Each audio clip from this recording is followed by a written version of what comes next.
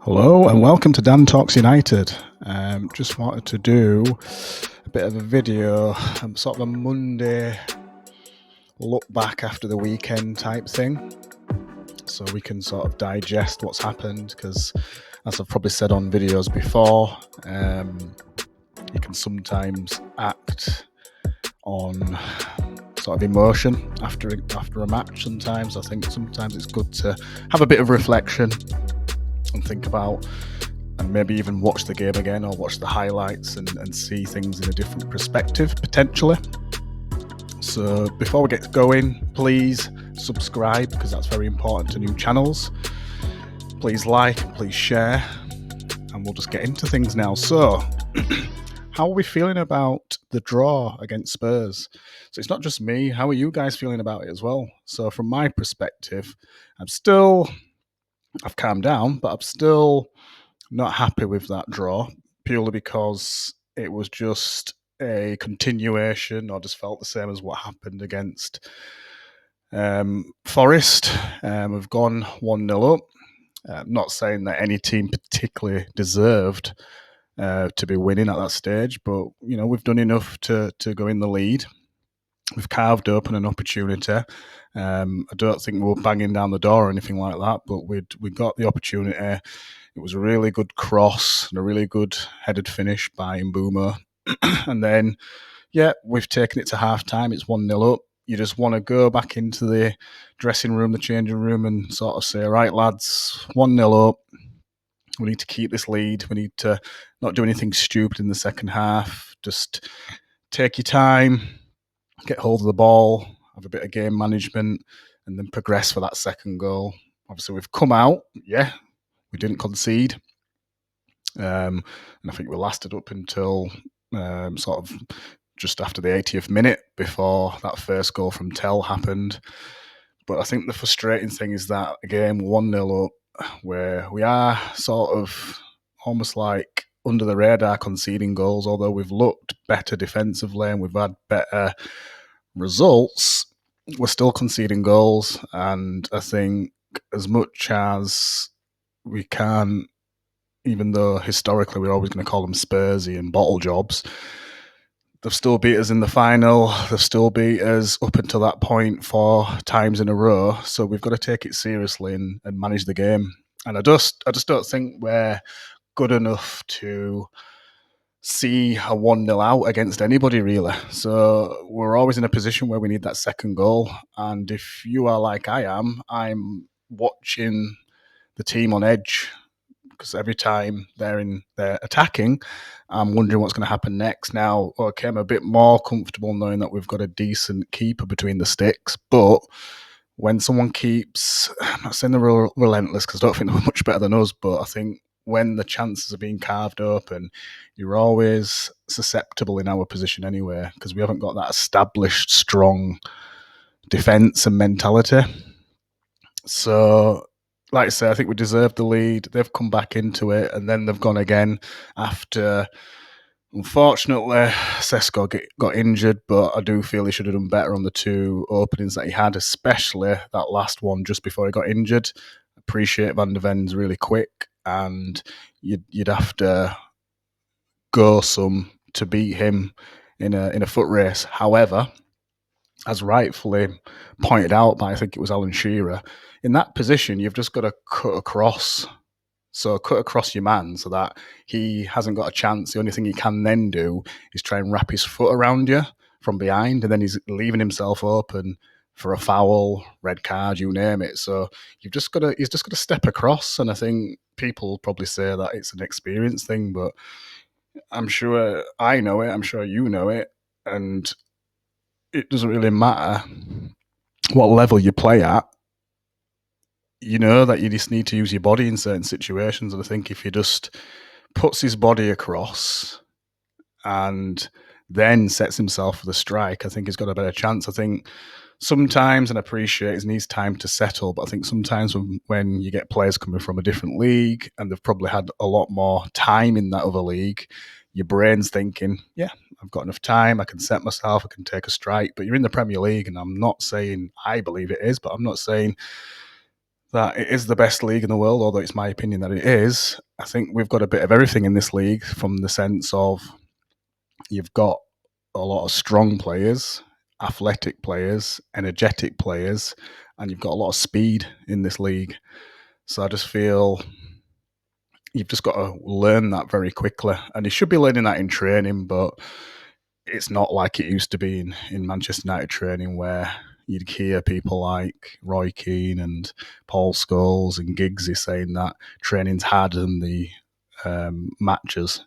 It's not like that. And I'm not saying that we have to hark on from the past all the time, but I think if you're coming into our training and it's not quite up to par, then you're not starting to learn what goes on until the game day. And obviously, what wouldn't have helped is Amorim sort of interrupting his flow to a certain extent. I don't think it's all just down to that, but he started scoring. He had 2 in a row, and then he got taken out for that Liverpool game, and it will disrupt a striker's flow, and I think it will be a contributory factor. So, like I say, I don't think we're good enough to hold on to 1-0 lead, so we needed that 2-0 really. Yes, it was 1-1 at that time when Sesko was put through by Mount, but he could have made that 2-1, and then we probably could have kicked on from there. So just going into the stats-wise, just to give a bit of context to the game and how things panned out, we had 45% possession, which I suppose for us isn't bad playing away from home. It could have been worse. I'm sure it was way worse than that when we played against City. So, you don't have to have the most possession to win a game. We know this. However, it's probably slightly better than we've seen against some of the top sides. I think we've been averaging out around that 50-51% possession when we've been playing throughout the season so far. XG, we had 0.63 to Spurs 0.92. So neither team, looking at those stats, were sort of peppering the goal or anything like that. We had 1 big chance missed. Obviously, stats are how you make them. So sometimes stats are good. Sometimes it just depends on how you see stats. We had 2 shots on target. Now, that wasn't in the second half or in the first half. That was 2 shots on target in the whole game. So that isn't good enough, I'm afraid. And it shows that we're not carving out enough chances. And it doesn't matter who's on the pitch. You've got Cunha and Mbeumo that were probably the best 2 sort of number 10s, if you want to say they are, when they was at the last teams in the league. And why it was so exciting to sign them, because you're thinking, right, it's going to up the goals, it's going to up the assists, it's going to up the overall play of the team and raise the standards. So something's not right there. We had 5 shots in the box. 5 shots in the box, that's it. Just 5 shots. And this was not a Spurs team that was playing well. And it's just 5 shots in the box. So it sort of shows how this game played out. We were just really, really passive, I felt, especially when we went into the second half. I think we had the 1-0 lead and thought we're going to dig in, not concede, which is the right thing to do, because we conceded so quickly against Forest and we didn't want to make the same mistake again. But it feels like we fix a mistake, but then we create a whole new one. So then next time round, we'll probably fix that, and then you get another mistake. And this has been the problem with the team. I think the good sign is that they're learning maybe, but then we go and make another mistake, and it's like, where do we go from here?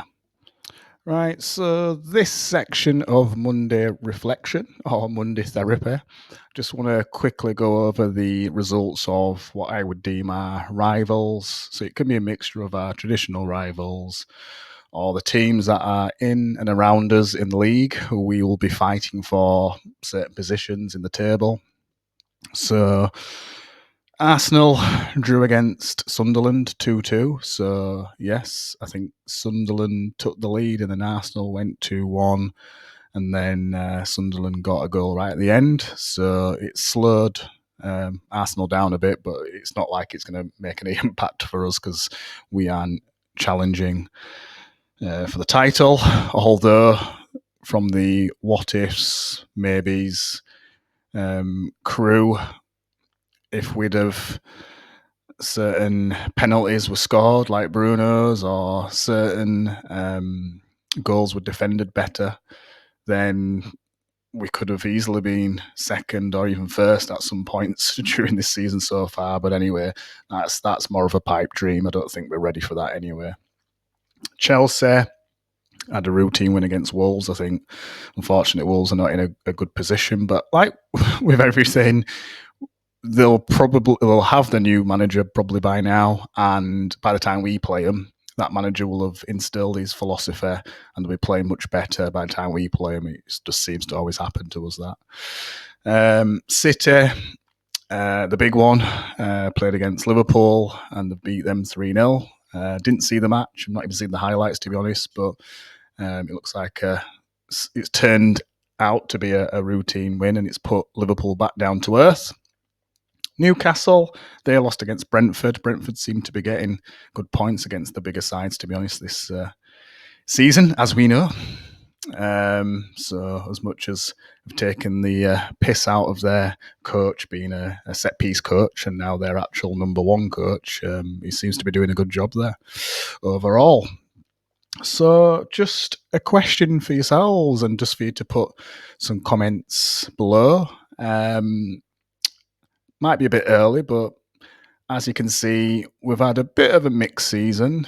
We had those 3 wins in a row, looking quite good, and then we've kind of gone into an arena, I should say, where we're making some mistakes again, but we are showing a bit of fight to get out of it and coming away with 2 draws in a row there.